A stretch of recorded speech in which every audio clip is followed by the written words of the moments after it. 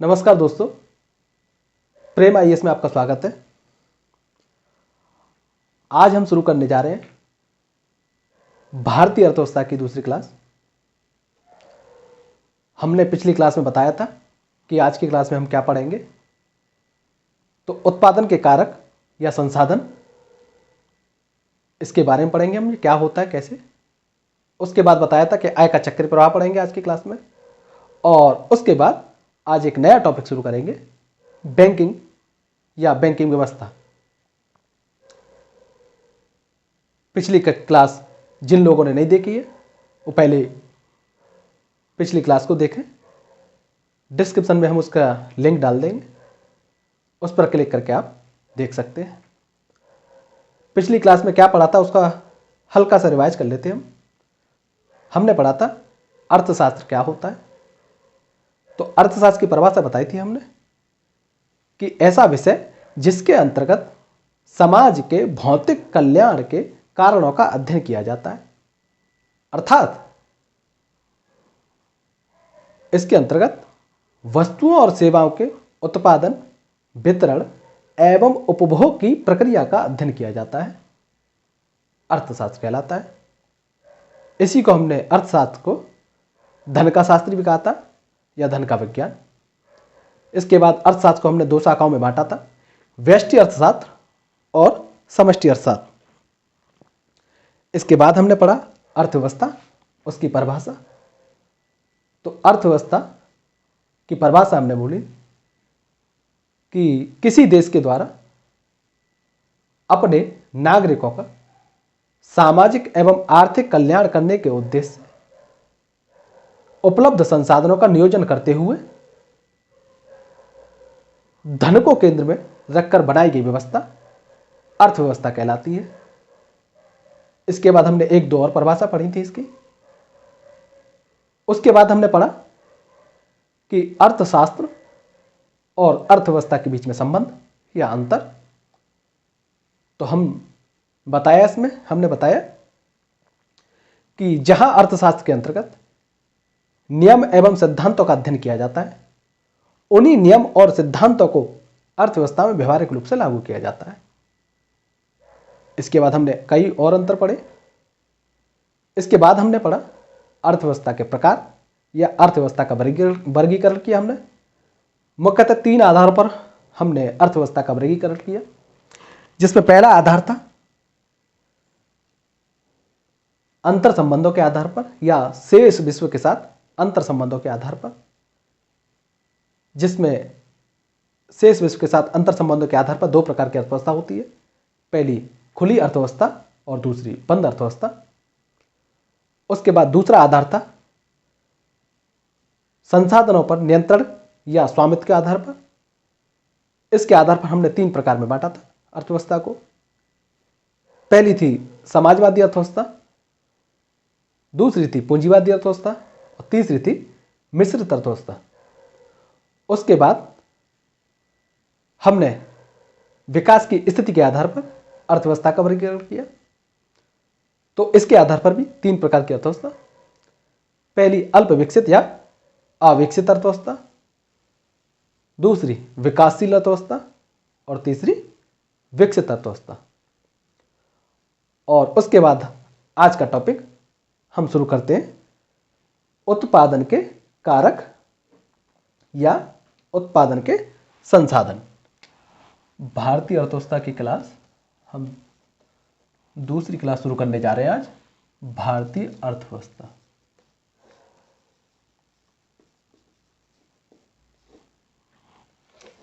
आज का टॉपिक है उत्पादन के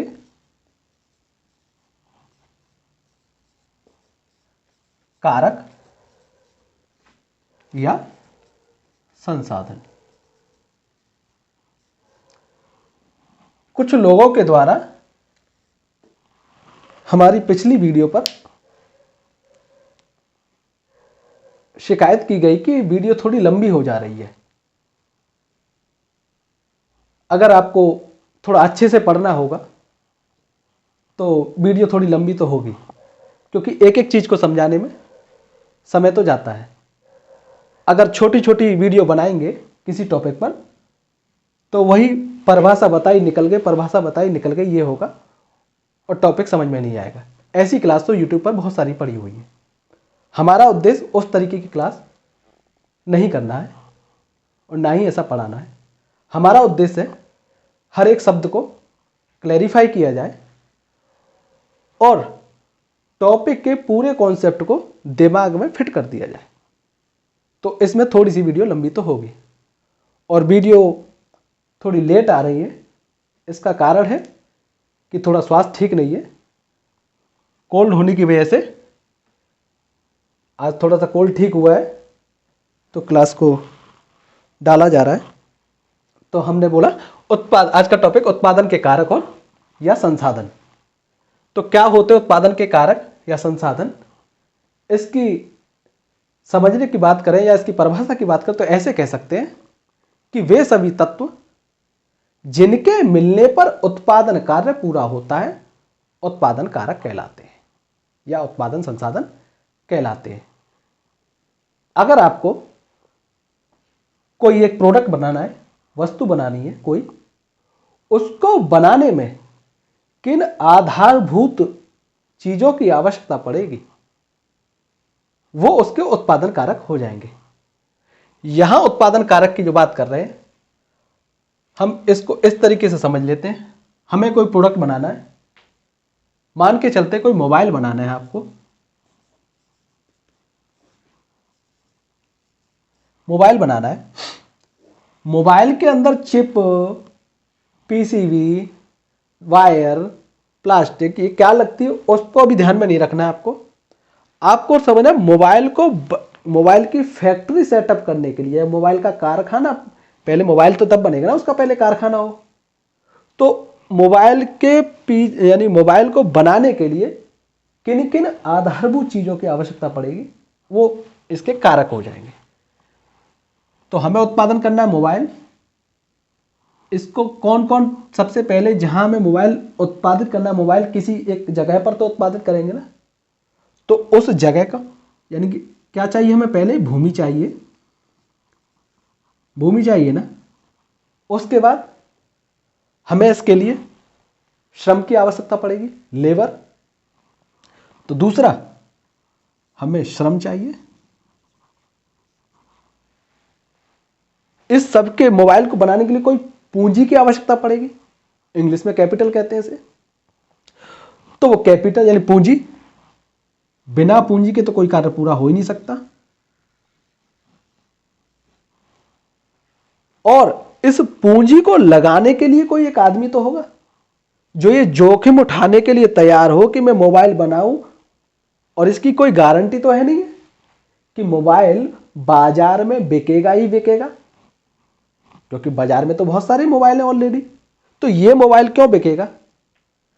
हालांकि इन्होंने कुछ अपना कोई तिगड़म लगाएंगे इसमें कि इस तरीके से बिक जाए, परंतु इसकी संभावना कितने % है इसका तो जोखिम रहेगा ना कि हो सकता है बिके, हो सकता है ना बिके, हो सकता है 20% बिके, हो सकता है 80% ना बिके, हो सकता है 100% बिक जाए। ना बिकने का जो जोखिम है वो भी तो कोई लेगा ना, तभी तो कोई अपनी जेब से पैसा लगा रहा है, तो जोखिम लेकर ही तो लगा रहा है। तो जोखिम लेने वाले का उद्यमी और उसके अंदर जो कारक होगा उसे कहेंगे हम उद्यमशीलता, उद्यमशीलता।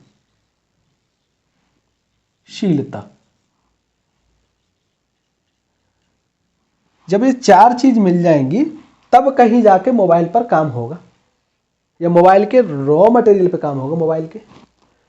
तो इस कार्य उत्पादन करने के लिए, मोबाइल का उत्पादन करने के लिए मुख्यतः आधारभूत जो चीजें हैं ये इनकी आवश्यकता है, यही उत्पादन की कारक हो गए या उत्पादन के संसाधन हो गए।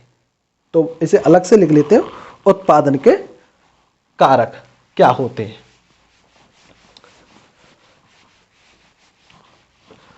तो हमने इसको बताया था परिभाषा इसकी या समझने के लिए कि वे तत्व जिनके मिलने पर उत्पादन कार्य होता है उत्पादन के कारक कहलाते हैं। तो हमने क्या बोला, पहला होता है साहब भूमि, पहली होती है भूमि उत्पादन कारक,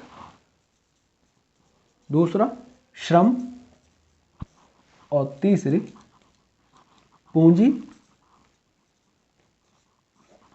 और चौथा उद्यमशीलता।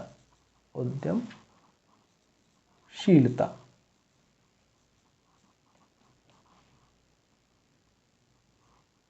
उद्यमशीलता। एक एक करके हम इन्हें समझते हैं कि क्या होते हैं। पहला, भूमि। आमतौर पर भूमि का आशय पृथ्वी की सतह से लिया जाता है। हम भी जो है भूमि मेनली क्या समझते हैं, जहां हम खड़े भूमि है, जहां आपका मकान दुकान बनी हुई है भूमि है, खेत खलियान सब भूमि है। परंतु अर्थव्यवस्था में इसका आशय बदल जाता है। भूमि का अर्थव्यवस्था में हम ये कहते हैं कि सब भूमि का आशय क्या हुआ, प्राकृतिक संसाधनों में पाई जाने वाली उत्पादन शक्ति या उत्पादन करने की शक्ति को हम भूमि कहते हैं। अब प्रकृति के द्वारा जो भी हमें संसाधन प्रदान किए गए हैं, जो भी रिसोर्स हमें दिए गए हैं, जो भी प्रकृति के द्वारा हमें रिसोर्स या संसाधन दिए गए हैं, उनके अंदर उत्पादन करने की या उत्पादन कोई शक्ति है, वो भूमि होगी। तो यहां पर नदी जैसी चीज भी भूमि हो जाएगी। अब आप कहोगे नदी तो सब पानी, नदी सब पानी पानी, भूमि कैसे कह रहे साहब? तो हमने बोला कि प्रकृति के द्वारा प्रदत्त संसाधन यानी कि प्राकृतिक संसाधनों के अंदर जो उत्पादन शक्ति होती है वो भूमि हो गई। तो इसके अंदर उत्पादन शक्ति क्या है? नदी के अंदर, नदी में जल है। और आपने देखा होगा कि एक सेकेंड,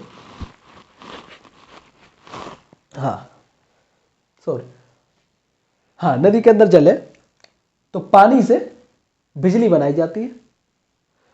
तो नदी के अंदर जो जल है उसके माध्यम से बिजली बनाई जा रही है। बिजली हो गया उत्पादन, किसके द्वारा बनाएगी? नदी के। नदी में उत्पादन शक्ति थी तभी तो ये बिजली बनी। तो नदी हो गई भूमि। और इसके लिए अब बिजली, इसका ये सारे हम इसमें ही समझ लेते हैं सब कुछ। बिजली बनाने के लिए सबसे पहले क्या जरूरत पड़ी? भूमि की। वो मिल गई हमें नदी। अब इसके लिए यहां पर कोई बंदा भी तो काम करेगा, कोई व्यक्ति भी तो काम करेगा, वो हो गया श्रम। और इस सब का सेटअप, आधारभूत संरचना बनाने के लिए पूंजी की आवश्यकता पड़ेगी। बिना पैसे के कोई काम होता है? नहीं होता। तो पूंजी लगानी पड़ेगी। और इस पूंजी लगाने के लिए कोई व्यक्ति चाहिए जोखिम ले सके, जो जोखिम ले सके, वो होगी उद्यमी। और उसके अंदर की जो उत्पादन शक्ति, उद्यमशीलता। तो ये नदी, यहां पर एक भूमि में अगर लेना चाहे मृदा को भी ले सकते हैं। मृदा के अंदर उर्वरकता होती है, उसके माध्यम से फसल उगती है, वो उत्पादन शक्ति होगी उसकी। तो भूमि में मृदा भी आ जाएगी।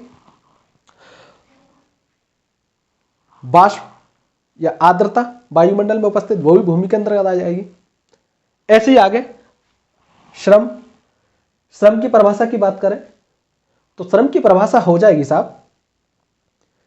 कि मानव शरीर में या मस्तिष्क में पाई जाने वाली उत्पादन शक्ति श्रम कहलाती है।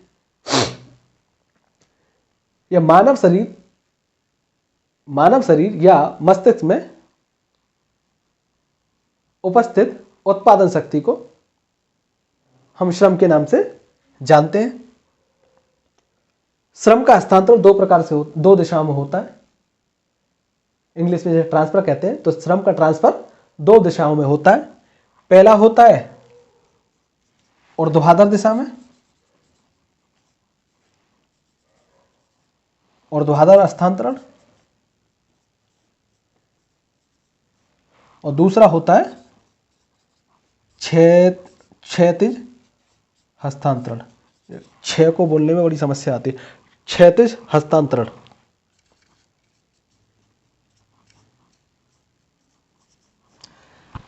क्षैतिज हस्तांतरण।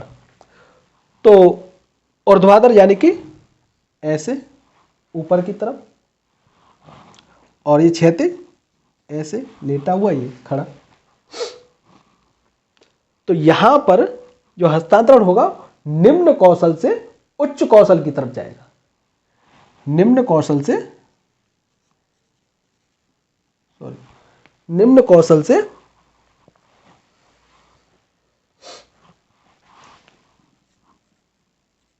निम्न कौशल से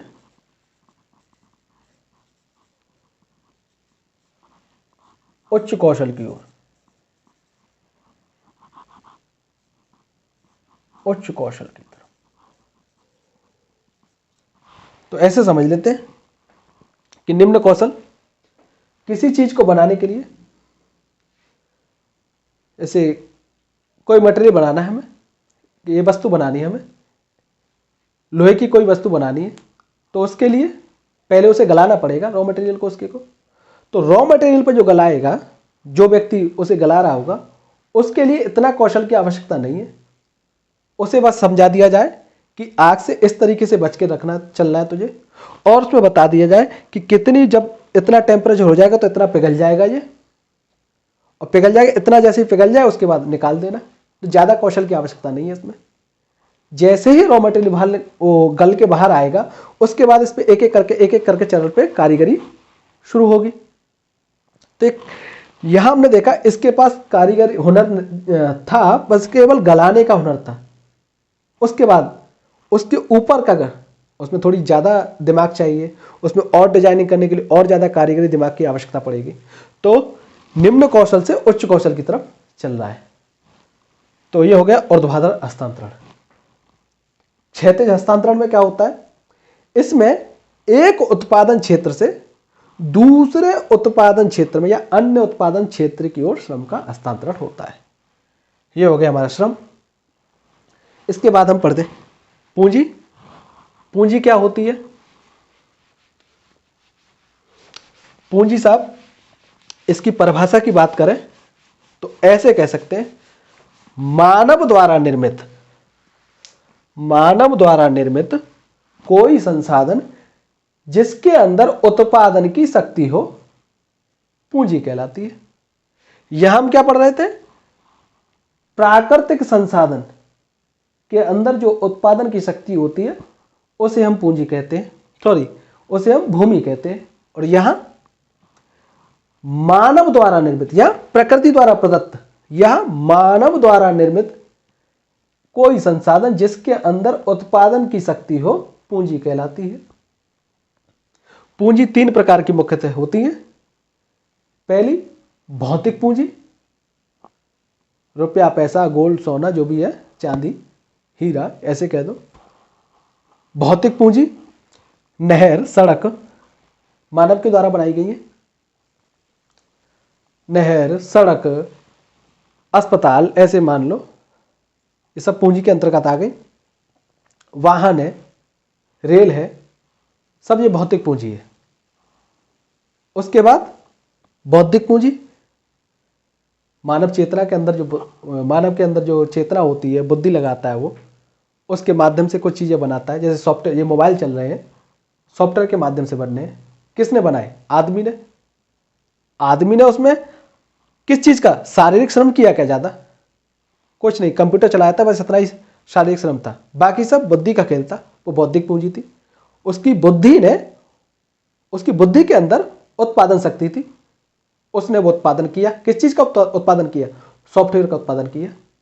तो इसकी ये बौद्धिक पूंजी होगी। उसके बाद तीसरी पूंजी होती है वित्तीय पूंजी, जो हमने अभी बताया भौतिक पूंजी के अंतर्गत। मुद्रा, जो भी गोल्ड, इस तरीके की ये पूंजी होती है। इसके बाद उद्यमशीलता को हम इतनी देर से कह ही जा रहे हैं कि जोखिम लेगा। तो जोखिम लेने की क्षमता जो होगी वही उद्यमशीलता है। जिसके अंदर जोखिम लेने की क्षमता होगी उसके अंदर उद्यमशीलता होगी, और वही उद्यमी बनता है, और वही जो है कारखाने, फैक्ट्री, कंपनी बनाता है। तो हमने उत्पादन के कारक पढ़ लिए क्या होते हैं। अब इन उत्पादन के कारकों को आय भी प्राप्त होती होगी। तो उत्पादन के कारकों को क्या प्राप्त होती? आय। तो हम कहेंगे साहब, जो संसाधन है, ये तो हो गए हमारे संसाधन, ये हमारे हो गए सारे के सारे संसाधन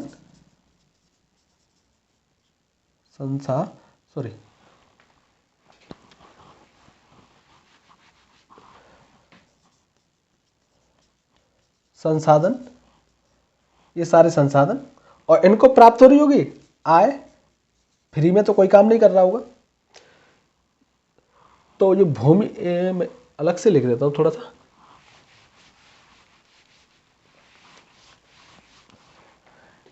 ये श्रम था और ये भूमि। ये हमारे या तो कारक कह लो इन्हें या संसाधन कह लो। ये संसाधन है, इनको जो आय प्राप्त हो रही होगी कुछ ना कुछ, तो इसको आय, इसकी आय का नाम देते हैं हम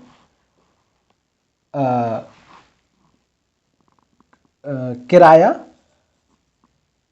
भूमि का किराया।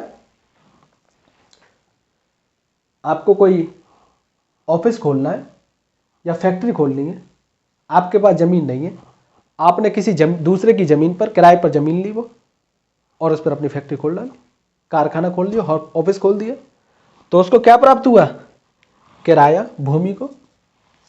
इसको क्या प्राप्त होगा? श्रम को, मजदूरी। और इसको पूंजी को क्या प्राप्त होगी? लाभ प्राप्त होगा। तो लाभ किस तरीके से हो सकता है? ब्याज के रूप में मिल सकता है, लगान के रूप में मिल सकता है, ब्याज के रूप में, ब्याज के रूप में मिल सकता है। और इसको, पूंजी को, जो आय है पूंजी की आय, वो ब्याज के रूप में। और उद्यमशीलता को क्या मिलेगा? ये क्यों काम कर रहा है? कोई पैसा क्यों लगाएगा?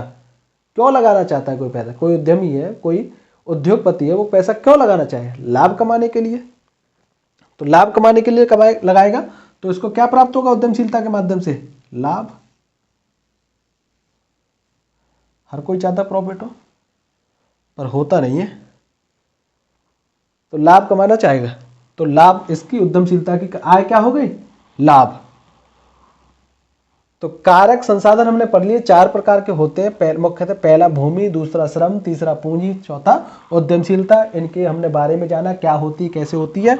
इनको जो आय प्राप्त होती है, इसको जो आय प्राप्त होती है उसे किराया कहते हैं, इसको जो आय प्राप्त होती है उसे मजदूरी, इसको जो आय प्राप्त होती है इसको ब्याज, और इसको जो आय प्राप्त होती है उसे उद्यमशीलता। तो ये हो गई कारक और ये हो गई कारक आय। ठीक है साहब। इसके बाद आगे का टॉपिक पढ़ेंगे हम, आय का चक्रीय प्रवाह। आय का चक्रीय प्रवाह। हमारे द्वारा देखा जा रहा है कि वीडियो पर व्यूज तो ठीक ठाक आ रहे हैं, पर सब्सक्राइबर उतनी मात्रा में नहीं आ रहे जितनी मात्रा में व्यूज आ रहे हैं। तो ऐसा ना करो, साथ के साथ सब्सक्राइब भी करते जाया करो, लाइक भी कीजिए, जिससे हमें भी मोटिवेशन मिले आगे वीडियो बनाने का, अच्छे से और ज़्यादा मेहनत करने का। अगर आप लोग ऐसा करेंगे तो फिर हमें मोटिवेशन कैसे मिलेगा? व्यूज आए अच्छे, ज़्यादा से ज़्यादा व्यूज आएंगे, ज़्यादा से ज़्यादा लाइक सब्सक्राइब होगा, तो हमें भी मोटिवेशन मिलेगा कि और अच्छा कंटेंट डालें, और अच्छी क्लास बनाएं, और अच्छी वीडियो बनाएं, और ज़्यादा रिसर्च करके बनाएं वीडियो। तो इसलिए लाइक सब्सक्राइब करते रहिए और अपने मित्रों को भी शेयर करते रहिए। तो आगे पढ़ते हैं हम, आय का चक्रीय प्रवाह। तो आय का चक्रीय प्रवाह पढ़ने से पहले तो हम लिख लेते हैं आय का चक्रीय प्रवाह, या दूसरी भाषा में कहें इसे तो ऐसे कह सकते हैं, आय का चक्रीय प्रवाह। आय का वर्तुल प्रवाह भी कह सकते हैं इसे, आय का वर्तुल प्रवाह, प्रवाह।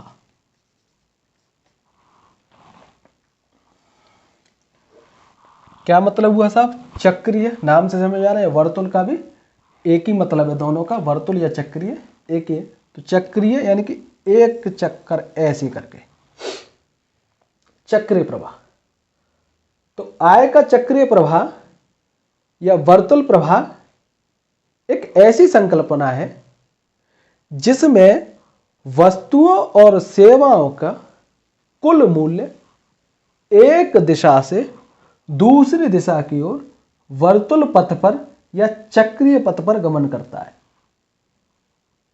बात समझ में आई कि आय का चक्रीय प्रवाह या वर्तुल प्रवाह वह संकल्पना है जिसके अनुसार या जिसमें अर्थव्यवस्था में उत्पादित वस्तुओं और सेवाओं का कुल मूल्य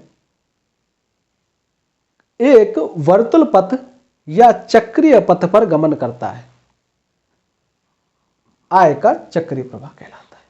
ठीक है साहब, या ऐसे कहें वस्तु और सेवाओं पर व्यय या कारक समस्त उत्पादनों के मूल्य के रूप में होता है। तो यानी कि यहां से कोई चीज चले और ऐसे करके चलते हुए वापस यहां आई, फिर ऐसे घूमने लगी, तो ये चक्रीय प्रवाह हो रहा है किसका? आय का। जैसे हमने पिछले टॉपिक में पढ़ा, जिनको आय मिल रही थी, भूमि का लगान लगान या किराया, सॉरी लगान अलग होती, कर होता लगान, हाँ, किराया, मजदूरी, और उसके बाद में जो है पूंजी को जो मिल रहा था ब्याज और लाभ, ये सब एक साथ मिलके और इस पथ पर गमन करें ऐसे। तो अगर मैं ऐसे एक उदाहरण के रूप में समझाना चाहूं तो ऐसे समझा सकता हूं। किसान है, खेती करता है, फसल उगाता है। किसान खेती करता है, फसल उगाता है। उसने गेहूं उत्पादन किया, उसने फसल किसकी उगाई? गेहूं की। गेहूं का उत्पादन किया, गेहूं का इसने उत्पादन किया और ये इसे बेचा इसने मंडी में। मंडी में बेचता है तो मंडी वाला इसे क्या देगा? पैसा देगा, और ये इसे गेहूं दे देगा किसान। तो जब इसे गेहूं देगा किसान को मंडी में किसान, तो किसान को क्या मिलेगी? इस गेहूं के बदले में पैसा मिलेगा, जो इसे किसान की आय कह सकते हैं। और इसको जो है ये गेहूं मिल गया मंडी को, ये आगे चल के बेचेगा इस गेहूं को। गेहूं को आगे चल के बेचा तो यहां पर हो सकता है कोई आटा बनाने वाली कंपनी गेहूं खरीद ले, हो सकता है कोई बिस्किट बनाने वाली कंपनी गेहूं को खरीदे, हो सकता है ब्रेड बनाने वाली कंपनी कोई गेहूं को खरीदे। ठीक है साहब, तो ये इसे बेचेगा गेहूं को और ये इसे पैसा देंगे। इसकी क्या हुई? इसके लिए आय हो गई। अब ये साहब इनको बिस्किट बेचना है, आटा बेचना है, ब्रेड बेचना है, इसको भी तो किसान को जरूरत है इन सब चीज की, आटे की, बिस्किट की, ब्रेड की। तो ये किसान क्या करेगा? यहां से बिस्किट खरीदेगा या ब्रेड खरीद सकता है या आटा खरीद सकता है, कुछ भी खरीद सकता है। तो ये इनसे बिस्किट ले लेगा और इसको इसके बदले में पैसा चुकाएगा। तो किसान इनको पैसा चुकाएगा तो इसकी आय हो जाएगी। तो अब देख रहे हैं ये आय ऐसे करके गई, ऐसे, ये फिर ऐसे ही ये व्रत बन जाएगा। आगे चल के फिर ये इससे मंडी से गेहूं खरीदेगा, फिर ये मंडी वाला किसान से गेहूं खरीदेगा, फिर किसान जो बिस्किट या आटा या ब्रेड खरीदेगा। तो ऐसे करके चल रही है। ये हो गया आय एक चक्रीय प्रवाह में गमन कर रही है, या वृत्ति पथ पर गमन कर रही है, या वर्तुल पथ पर गमन कर रही है, वर्तुल। ठीक है, तो किसी भी अर्थव्यवस्था के लिए संसाधनों का एक बिंदु से दूसरे बिंदु पर गतिशील होना आवश्यक है। अगर किसी भी अर्थव्यवस्था में, किसी अर्थव्यवस्था में संसाधन एक बिंदु से दूसरे बिंदु की ओर गमन या नहीं कर रहे गमन, तो उस अर्थव्यवस्था की ग्रोथ उस स्तर पे नहीं हो पाएगी जिस स्तर पे होनी चाहिए, या रुक जाएगी, ऐसा हम कह सकते हैं। तो क्या हुआ कि संसाधनों की गतिशीलता आवश्यक है। तो संसाधनों की गतिशीलता आवश्यक है। क्यों आवश्यक है, इसको एक उदाहरण के रूप से समझ लेते हैं कि गतिशील नहीं होगा तो जो है उत्पादन नहीं होगा, उत्पादन नहीं होगा तो जो इतना उत्पादन होना चाहिए उतना उत्पादन नहीं हो पाएगा, उतना उत्पादन नहीं हो पाएगा तो जीडीपी में वृद्धि नहीं होगी, जीडीपी में वृद्धि नहीं होगी तो आर्थिक समृद्धि नहीं होगी, और आर्थिक समृद्धि नहीं होगी तो सरकार के पास उतना राजकोष नहीं पहुंच पाएगा, तो कोष नहीं भर पाएगा सरकार का। तो ऐसे समझते आपके पास 1 करोड़ रुपए, हालांकि नहीं होंगे, जितने भी यूट्यूब पे पढ़ रहे हैं उनके पास तो नहीं होंगे, तो फिर भी मानने में क्या जा रहा है, इस बात में खुश तो हो ही सकते हैं ना। हाँ, तो 1 करोड़ रुपए, और इन 1 करोड़ को आप खर्च नहीं करते या कुछ भी नहीं करते, अपने घर में एक संदूक में बंद करके रख दिया, एक बक्से में या बैग में बंद करके रख दिया, जमीन के नीचे गाड़ के। वैसा हम फ्यूचर में देखें, भविष्य में देखेंगे, जब जरूरत पड़ेगी ना खर्च करके। जो पहले होता था पुराने टाइम पर, लोग अपने घरों में संदूक में बंद करके रखते थे। साहब हारी बीमारी, ऐसे कहते थे, हारी बीमारी आएगी तब जो है जरूरत पड़ेगी इनकी साहब, या कभी बीमारी हुई तब जरूरत पड़ेगी साहब, तब जो है खर्चा कर लेंगे इनका, अभी ना हम रख देते हैं सेफ। यानी वो बचत करते थे आने वाली जरूरत के लिए, कभी कोई इमरजेंसी आ गई तो उस टाइम पे खर्च करेंगे। तो अब समझते हैं ये 1 करोड़ थे, संदूक में बंद करके रख दिए। अब ये 1 करोड़ किसी काम के हैं? अर्थव्यवस्था में इनका कोई योगदान है? कोई योगदान नहीं है। आगे चल के ये 1 करोड़ नहीं रहेंगे, हो सकता है 1 करोड़ की जगह 90 लाख रह जाए, 95 लाख हो जाए, 99 लाख हो जाए। ठीक है सर। तो अब मान के चलो इन 1 करोड़ को आपने संदूक में नहीं रखा है, आपने क्या किया, इनको बैंक में जमा कर दिया। कहां जमा कर दिया? बैंक में। जब ये आपके संदूक में रखे थे तो कोई लाभ नहीं दे रहे थे, बस रखे हैं। आपको इस बात की खुशी थी कि हम करोड़पति हैं, बस रखे हैं साहब हमारे पास, इसी बात के अलावा और कोई लाभ नहीं था। सीना चौड़ाने के अलावा बाहर जब निकले तो ऐसे करके निकल रहे, साहब हमारे पास 1 करोड़ है, अलग से ही दिख रहा है, पर इसके अलावा कोई अन्य लाभ नहीं था। अब यहां क्या किया, 1 करोड़ जो संदूक में रखे थे इनको उठा करके बैंक में जमा कर दिया। या 1 करोड़ पे कुछ ना कुछ तो ब्याज मिलेगी, कुछ ना कुछ तो बैंक ब्याज देगा, ये लाभ हुआ पहला। अब आपने 1 करोड़ इस बैंक में जमा कर दिए, तो बैंक क्या करती है? लोन देने का काम करती है, ऋण देने का काम करती है, उधार देने का काम करती है। तो ये बैंक क्या करेगी, आगे चल के उधार देगी। किसको?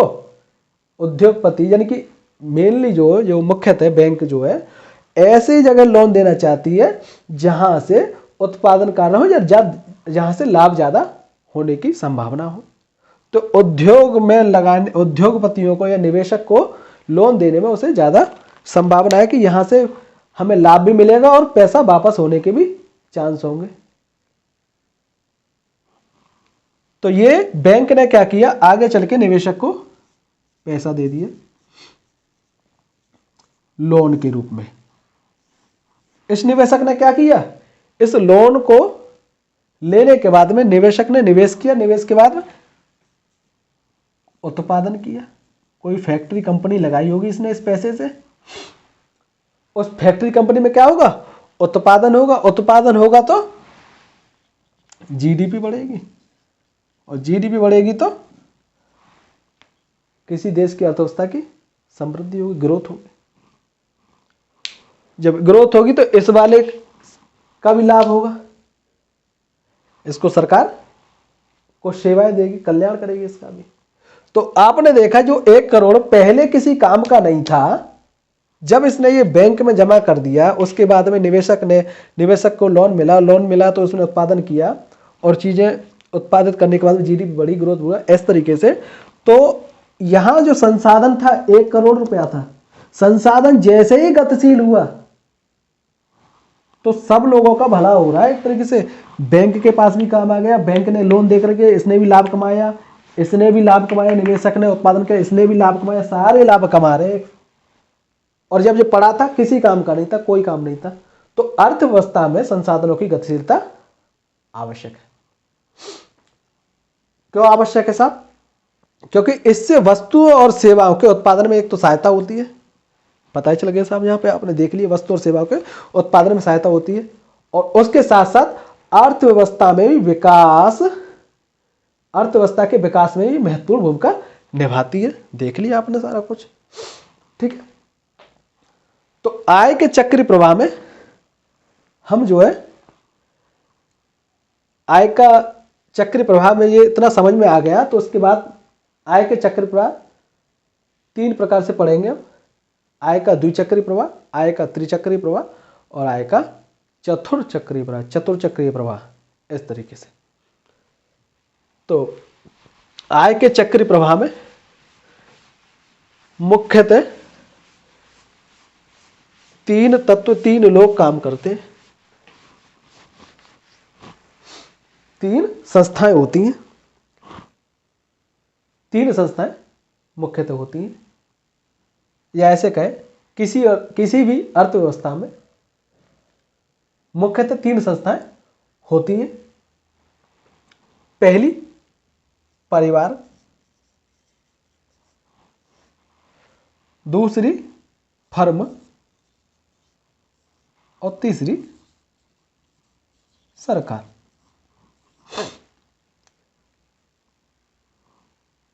मुख्यतः ये 3 संस्थाएं आय के चक्र प्रवाह में अपनी भूमिका निभाती हैं। महती भूमिका कहें तो ऐसे कह सकते हैं, मुख्यतः ये 3 संस्थाएं आय के चक्र प्रवाह में महती भूमिका निभाती हैं। तो ये परिवार जो होते हैं इनको श्रम का स्वामी कहा जाता है, श्रम का स्वामी कहा जाता है, जो क्या करते हैं, आर्थिक गतिविधियों को साझा करके उत्पादन कार्य करते हैं। श्रम का स्वामी कहा जाता है परिवार। अब परिवार, ये अर्थव्यवस्था में परिवार का मतलब बदल जाता है, जैसे हमने यहाँ भूमि का मतलब बदला था, वैसे यह परिवार का भी मतलब ये जो हमारी परिवार है वो सब परिवार, वो वाला परिवार नहीं है कि सब माता पिता फूफा चाची चाचा ताऊ ताई सब, ये सब परिवार नहीं, यह परिवार अलग है। यानी कि जो श्रम के स्वामी होते हैं और आर्थिक गतिविधियों को साझा करके उत्पादन कार्य करते हैं। और ये फर्म क्या होती है, कॉर्पोरेट, ये होती है साहब कि फर्म का कार्य होता है वस्तु और सेवाओं का उत्पादन करना, वस्तु और सेवाओं का उत्पादन करना। और ये फर्म इन परिवारों से संसाधनों का क्रय करती है। इस फर्म का उद्देश्य आप सब जानते ही हो, क्या होगा, लाभ कमाना होगा। तो ये क्या करती है, इन परिवारों से संसाधनों का क्रय करती है। संसाधन, इस परिवार का संसाधन क्या है, श्रम। और क्या हो सकता है, इसके बाद भूमि हो सकती है। तो परिवार श्रम के स्वामी, इनसे ये संसाधनों का क्रय करती है, श्रम का क्रय करती है और इसके बदले में इन्हें आय देगी या इसके लिए व्यय हो जाएगा। और सरकार जो है इन परिवार और फर्म के बीच में जो विनिमय हो रहा होता है, जो एक्सचेंज हो रहा होता है या कहें जो लेन देन हो रहा होता है, उसका नियमन का कार्य करती है सरकार। ठीक है साहब, इतनी बात समझ में आती है। तो इसके बाद अगला टॉपिक, इसी का सब टॉपिक, आय का द्विचक्रीय प्रवाह। तो आय का चक्रीय प्रवाह का जो बेसिक है वो आपको समझ में आ गया होगा, कोई समस्या नहीं रहनी चाहिए। हालांकि मैं इसको थोड़ा सा ज़्यादा ही डीप बता दे रहा हूँ, बता दिया है, इतना डीप जाने की आवश्यकता नहीं होती। फिर भी मैंने कहा किसी के मन में संकोच ना रहे कि थोड़ा सा और बता देते तो मजा आ जाता।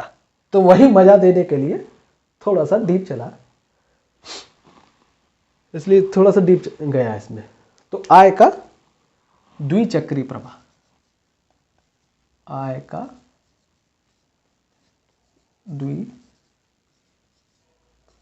द्विचक्रीय प्रवाह, प्रवाह चक्रीय की जगह हम वर्तुल भी कह सकते हैं, यह आपने पढ़ाई था बताई था भी पहले ही। तो आय का द्विचक्रीय प्रवाह, तो इसमें कौन कौन संस्था होती हैं? तो द्विचक्रीय है तो दो कौन होंगी? फर्म होगी और एक परिवार होगी। तो यहां पर फर्म रख लेते हैं हम, फर्म और ये परिवार, इनको एक ब्रैकेट में ऐसे बंद कर दे। ये परिवार हमने बताया था, ये फर्म क्या करती है? परिवारों से संसाधनों का क्रय करती है। तो ये संसाधनों का क्रय करेगी परिवारों से, तो साहब ये संसाधनों का क्रय, तो ये क्या देंगे? श्रम देंगे या संसाधन, किसको? फर्म। तो ये एरो बनाया हमने ऐसे करके इधर की तरफ, तो ये श्रम या संसाधन। अच्छा, ये क्रय कर रही है तो एक तरफ से देखें तो ये संसाधनों का या श्रम का विक्रय कर रही है ना, ये ऐसे भी तो सब बोल सकते हैं। तो संसाधनों का या श्रम का क्रय करती है, इसी को हम जो है संसाधन सेवा भी कह सकते हैं, श्रम को। और इसके बदले में ये इसे क्या देगी? आय या व्यय करेगी ना, ये संसाधन जो खरीदे इसने या श्रम खरीदा इसने, तो इसके बदले में ये क्या करेगी? इसको क्या करेगी? इनके ऊपर जो खरीदा है इसको व्यय करेगी ना, खर्चा। तो ये इसके लिए क्या हो जाएगा? ये व्यय, इसने खरीदा, खर्चाई तो किया, तो व्यय हो गया। और इसको ये पैसा प्राप्त हो रहा है किसके बदले में? श्रम के बदले में। तो क्या हो जाएगी इसकी? ये आय हो जाएगी। तो ये परिवार की आय और इसका ये व्यय हो जाएगा।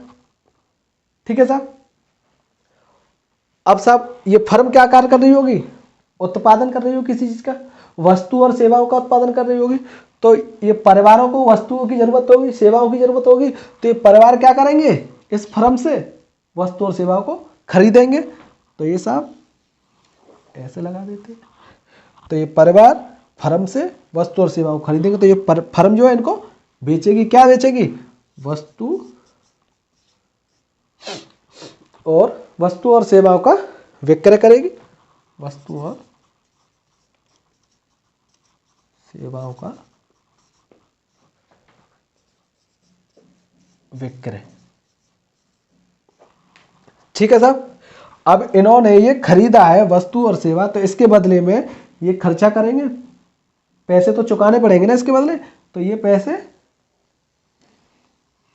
इसको चुकाएंगे, तो इसके लिए क्या हो जाएगा? परिवार के लिए व्यय, और इसके लिए आय हो जाएगी, क्योंकि इसे इसके बदले प्राप्त हुई, तो ये इसके लिए आय हो जाएगी। यहां तक कोई समस्या नहीं है। अब ये हो गया आय का द्विचक्रीय प्रवाह। इसमें एक और चीज जोड़ दें, वित्तीय व्यवस्था या बैंकिंग प्रणाली। तो यहां बीच में जोड़ देते हैं उसे, वित्तीय व्यवस्था। ऐसे ही बैंक समझ लो, वित्तीय व्यवस्था की जगह बैंक भी लिख सकते हैं। तो परिवार, एक थोड़ा सा यहां साइड में समझते हैं बचत को। बचत क्या होती है? हम भी लोग बचत करते हैं कभी कभी, आप भी लोग बचत करते हैं, सारे लोग बचत करते हैं कभी कभी। और जो बचत नहीं करते वो आने वाले समय में कष्ट पाते हैं। जब जरूरत होती है तो उनके पास जेब खाली रहती है और वो जरूरत पूरा नहीं कर पाते। तो बचत क्या होती है कि आपको जितनी आय प्राप्त हुई, आपकी जितनी कमाई है, या आपके पास जितना पैसा आ रहा है कहीं से किसी वस्तु के या सेवा के, जैसे यहाँ कहा था वस्तु और सेवा के बेचने के बाद में ये हो गया आय, या फिर आपकी मजदूरी, आप तो मजदूरी नहीं करते हो तो आपकी आय यानी कि इनकम या कमाई, जितनी कमाई आ रही है उस कमाई में से घटा दें क्या, जो आपने व्यय किया, खर्चा किया किसी चीज को सेवा प्राप्त करने के लिए, वस्तु खरीदने के लिए, तो उसे दूसरी भाषा में क्या कहते हैं, अर्थव्यवस्था के भाषा में उपभोग कहते हैं। तो उपभोग किया आपने वस्तु और सेवा को, जब उपभोग करोगे तो उसके लिए आपको व्यय करना पड़ेगा, खर्चा करना पड़ेगा। उस यानी कि आय में से उस उपभोग को घटा दें, जो पैसा बचेगा वो आपकी बचत हो जाएगी। 100 रुपए की आपकी इनकम है महीने की, आप हर महीने मात्र 90 रुपये खर्च करते हो और 10 रुपये बचा के रखते हो कि कल को काम आएंगे, अगले महीने काम आएंगे, तो ये आपकी बचत हो गई। ठीक है सर, ये बचत एक तो तरीका है, इस बचत को अपनी जेब में रख दें। और कुछ लोग होते हैं बचत को क्या करते हैं, बैंक में जमा करते हैं। कुछ लोग महीने का कुछ किस्त बांध देते कि साहब इतना पैसा धीरे धीरे हम जमा करते जाएंगे, हर महीने इतने रुपये, और एक साथ जब 5 साल या 6 साल या 10 साल की जब भी वो पूरी हो जाएगी उसे हम निकाल लेंगे। तो ये बचत हो गई। तो ये क्या करेंगे, इनके ये परिवार भी तो कुछ बचत कर रहे होंगे, तो परिवार अपनी बचत को क्या करें, बैंक में जमा कर दें। बैंक में बचत जमा कर दी, ये भी तो कुछ बचत करते होंगे, ये भी जमा करते साहब बचत को अपनी। और बैंक क्या काम करती है, लोन देने का काम करती है। परिवार को जब कभी भी जरूरत पड़ेगी, जैसे मान के चलो बचत की है, इसके ऊपर लाभ मिल रहा है और ये बचत भी इसने खर्च कर ली, फिर भी इसको किसी चीज़ की जरूरत पड़ी, कोई नया धंधा खोलने की जरूरत पड़ी, उद्योग खोलने की जरूरत पड़ी, या नया काम खोलने की जरूरत पड़ी, तो उसके लिए पैसा चाहिए। तो पैसा यहाँ से बैंक से क्या ले सकता है, ऋण, तो बैंक इसे ऋण दे देगी। और ऐसे ही ये भी कर सकता है, तो बैंक इसे ऋण देगी। ये आपका हो गया आय का द्विचक्रीय प्रवाह। इसी को भाषा में लिख सकते हैं आप, इसी की परिभाषा या भाषा में जैसे भी लिखना चाहो इसी को उठा के लिख सकते हो कि साहब फर्म जो है परिवारों से श्रम या सेवाओं का क्रय करती है या संसाधनों का क्रय करती है, उसके बदले उन्हें उस पर जो उनको व्यय करती है, खर्चा करती है, जो परिवार की आय बनती है। और ऐसे ही करके ये परिवार जो है फर्म से वस्तु और सेवाओं का क्रय करते हैं, जिसके बदले ये अपना व्यय करते हैं और ये फर्म की आय बन जाती है। ये जो बचत करते हैं उसको बैंक में वित्तीय व्यवस्था या बैंक में जमा करते हैं। बैंक या वित्तीय व्यवस्था इन्हें ऋण दे सकती है। समझ में आ गया, यहाँ तक कोई समस्या नहीं है। आय का त्रिचक्रीय प्रवाह इसी में यही समझते जाते हैं। इसी में यहाँ पर मैं एक चीज और जोड़ दूं, थोड़ा सा इसे साफ कर देता हूं। यहां सरकार को और ले आए, सरकार को और ले आए, तो सरकार क्या करती है, इस फर्म से, इसको थोड़ा सा आगे बढ़ा लेता हूं मैं, अच्छा इसको साफ कर देता हूं थोड़ी देर के लिए ना, इसकी आय हो रही थी।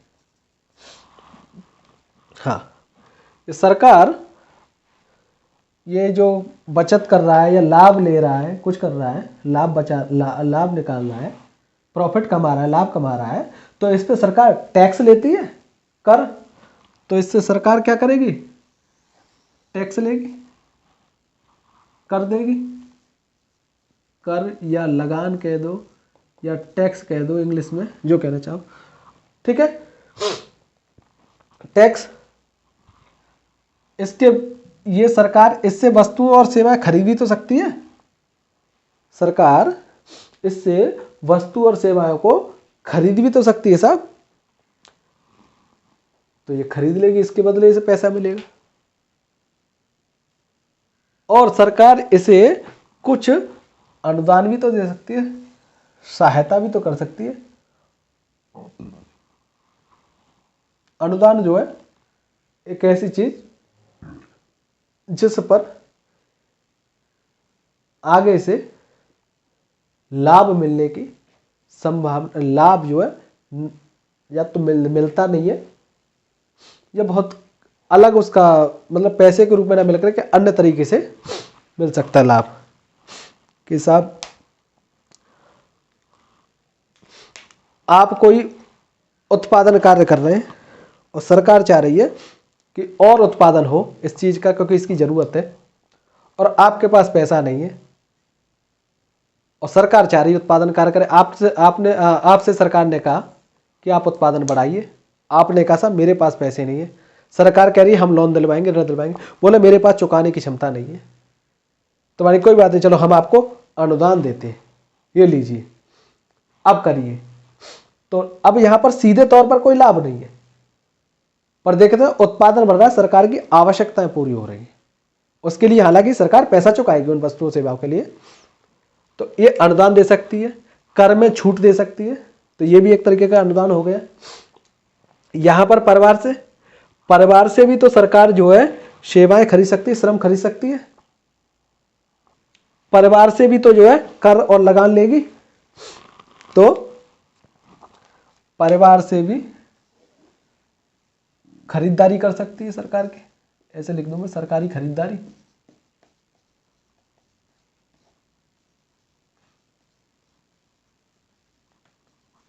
इधर भी सरकारी खरीदारी लिख दूं।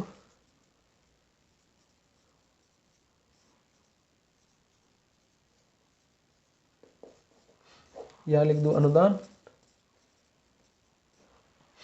सरकारी खरीदारी, सरकार इनसे भी तो टैक्स लेती है, तो ये टैक्स देंगे, ये टैक्स देंगे। टैक्स, कर, लगान, जो नाम लेना चाहो ले लो, पर सही होना चाहिए, ऐसे भाव में कुछ मत लेना फर्जी की। ठीक है। सरकार इनको कुछ हस्तांतरण भुगतान भी कर सकती है ना, सब्सिडी दे दी, लोगों को वजीफा दे दिया, छात्रों को, या सब कुछ और दे दी, तो हस्तांतरण। तो यहां से हस्तांतरण अनुदान कह सकते हैं, परिवार को भी हस्तांतरण अनुदान गया। हस्तांतरण अनुदान एक पक्षीय होता है। ठीक है। इनको भी टैक्स में छूट दे सकती है, ये भी अनुदान हो गए। हाँ, तो ये देख, और सरकार भी तो कुछ बचत करती है ना, तो सरकार भी बचत यहाँ जमा करेगी अपनी बैंक में, और जब जरूरत पड़ेगी तो इससे बैंक से लोन ले लेगी या ऋण ले लेगी। ठीक है। ये आय का त्रिचक्री प्रवाह हो गया। आय का त्रिचक्री प्रवाह, द्विचक्री समझ में आ गया, त्रिचक्री समझ में आ गया। इसी को हम चतुर्चक्रीय भी कह सकते हैं। सॉरी, इसी में हम चतुर्चक्रीय भी पढ़ सकते हैं। इसकी भाषा लिख ही लेंगे आप सारी। ठीक है। नोट्स भी इसी तरीके से बनाते जा रहे हैं, जो बोलते जा रहा हूं मैं वो आप अपनी कॉपी में नोट कर दिया जाए, वीडियो पॉज कर करके लिखते जाए, सारा बनाते जाए। तो इसी में चतुर्चक्रीय या विदेशी क्षेत्र और चक्रीय प्रभाग, इन दोनों की भी संबंध। तो इसमें एक चीज और जोड़ दूं मैं, यहां पर, यहां जगह नहीं है, ये यहां मैं लिख देता हूं, ये नीचे आएगा। ठीक है। तो यहां पर मैं लिख दूं बाह्य क्षेत्र यानी शेष विश्व, तो यहां लिख देता हूं मैं बाह्य क्षेत्र, बाह्य क्षेत्र। ये क्या करता है, आयात और निर्यात यहां से हो रहा, ये यहां से कुछ चीजें मंगा रहा होगा, इसको ब्लू से लिख देता हूं, कुछ चीज़ें मंगा रहा होगा और ये कुछ चीज़ें यहाँ भेज रहा होगा। यहाँ से मंगाएगा, आयात करेगा, उसके बदले में कुछ पैसा चुकाएगा, खर्चा चुकाएगा, इसकी आय हो जाएगी। और ऐसे ही ये भी कुछ तो कुछ कर रहे होंगे, अंतर्राष्ट्रीय हस्तांतरण आय कर रहे होंगे या अंतर्राष्ट्रीय संसाधन आय। इनके घर परिवार वाले बाहर रह रहे हैं किसी विदेश में, वहाँ से कुछ पैसा बचा के भेजते हैं या भारत में, ये कुछ कभी इन्हें दे देते हैं। या इन्होंने ही जो है सेवा दी बाह्य क्षेत्र को, घर बैठे कोई इंजीनियर है, सॉफ्टवेयर इंजीनियर, कंपनी ने फ़ोन किया अमेरिका की ने, वहाँ से मतलब ईमेल पे या ऑनलाइन उसका बात हुई उनकी कि आप हमारे लिए सॉफ्टवेयर बनाओ, वो या घर बैठे सॉफ्टवेयर बना दे रहा है और अपने संसाधन को जो है यानी श्रम को बाहर उसको बेच दिया, उसके बदले में आय प्राप्त कर ली। तो ये चतुर्चक्रीय आय का प्रभाव या विदेशी क्षेत्र या बाह्य क्षेत्र और चक्रीय प्रवाह, ये आपका आज चक्रीय प्रवाह खत्म हो जाता है। और मेरे कैमरामैन इशारा कर रहे हैं कि क्लास लंबी जा रही है, फिर लोग शिकायत करेंगे, तो इससे अच्छा है कि क्लास यहीं रोक दो। वैसे मेरा विचार था आज बैंकिंग व्यवस्था शुरू करने का, कुछ नहीं तो बैंकिंग का इतिहास समझाने का मेरा प्रयास था, पर मैं इनकी बात को मानते हुए क्लास को यहीं विराम दे रहा हूँ। उम्मीद करता हूँ आपको पसंद आई होगी क्लास, आपको समझ में भी आई होगी, और अगर समझ में आ रही है तो अपने अन्य मित्रों को भी इसे शेयर करते रहें, जिससे उनको भी इस चीज़ का लाभ मिल सके। हम निरंतर ऐसे ही भारतीय अर्थव्यवस्था की भी क्लास चलाएंगे। भारतीय अर्थव्यवस्था की क्लास के बाद हम अन्य विषयों की भी क्लास चलाएंगे। अगर आप बताते रहे कि भारतीय अर्थव्यवस्था को कुछ दिन चलाने के बाद बीच में रोक के फिर दूसरी सब्जेक्ट चला दें, उसके बाद फिर भारतीय अर्थव्यवस्था, इस तरीके से कर दें, जैसा आप बताएंगे वैसा हम करते जाएंगे। पर हमारा विचार यह है कि पहले भारतीय अर्थव्यवस्था खत्म की जाए, उसके बाद दूसरी विषय शुरू की जाए। और अगर आपको समझ में आ रहा है तो लाइक करिए, कमेंट भी करिए, अपनी प्रतिक्रियाएं दीजिए और इस चैनल को सब्सक्राइब भी करिए भाई, तभी हमें भी अच्छा लगेगा। वीडियो बनाने का हमारा उद्देश्य भी पूरा होगा कि ज़्यादा से ज़्यादा लोगों तक पहुंच रहा है ये वीडियो और वो लाभ इसका उठा पा रहे हैं, और हमें भी मोटिवेशन मिलेगा कि साहब सब्सक्राइब मिल रहे हैं, व्यूज ज़्यादा आ रहे हैं, तो साहब हमें ज़्यादा लोग देख रहे हैं, तो यानी कि वो हमसे अपेक्षा कर रहे हैं अच्छा करने की। तो हमें भी जो मोटिवेशन मिलेगा, हम भी अच्छा और आगे वीडियो बनाते जाएंगे। तो आज के लिए इतना ही। कल की क्लास में या आगे की क्लास में हम बैंकिंग व्यवस्था शुरू करेंगे। धन्यवाद।